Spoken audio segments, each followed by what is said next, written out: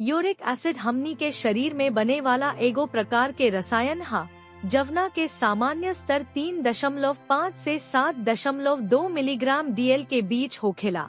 जब शरीर में यूरिक एसिड बढ़ेला त एकरा के हाइपरयूरेसीमिया भा यूरिक एसिड के मात्रा ज्यादा भी कहल जाला जवन की हमनी के शरीर के नुकसान पहुँचावेला।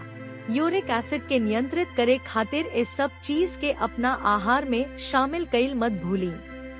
बिना मलाई वाला दूध पियला से यूरिक एसिड के स्तर के नियंत्रित कईल जा सकता।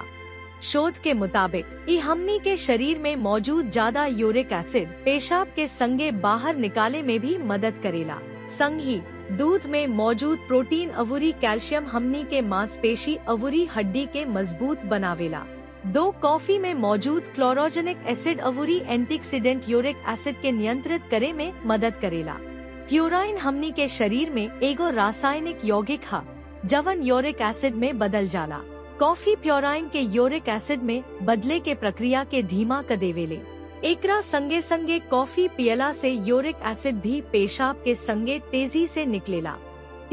भरपूर पानी पियला से यूरिक एसिड के स्तर के नियंत्रित करे के सबसे आसान तरीका बा। ई हमनी के शरीर से विषाक्त पदार्थ के बाहर निकाले में मदद करेला। रोज 5 से 8 गिलास पानी पियला से मूत्र के संगे शरीर से यूरिक एसिड निकलेला।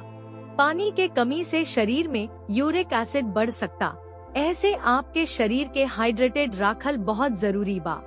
मांस अवुरी समुद्री भोजन जैसे लाल मांस, शेलफिश अवुरी सार्डिन्स में प्यूराइन के मात्रा ज्यादा होखेला। प्यूराइन यूरिक एसिड में बदल सकता अवुरी हमनी के स्वास्थ्य के नुकसान पहुंचा सकता। ऐसे शाकाहारी प्रोटीन के विकल्प जैसे मसूर, सोयाबीन अवुरी टोफू के अपना आहार में शामिल करी।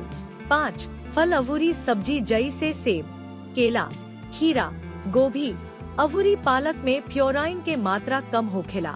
एकरा में एंटीऑक्सीडेंट अवुरी फाइबर ज्यादा होखेला जवन की शरीर के स्वस्थ राखेला।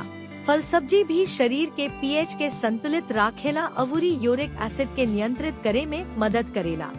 चावल, पास्ता अवुरी अनाज जैसन खाद्य पदार्थ यूरिक एसिड के नियंत्रित करे में मदद करेला।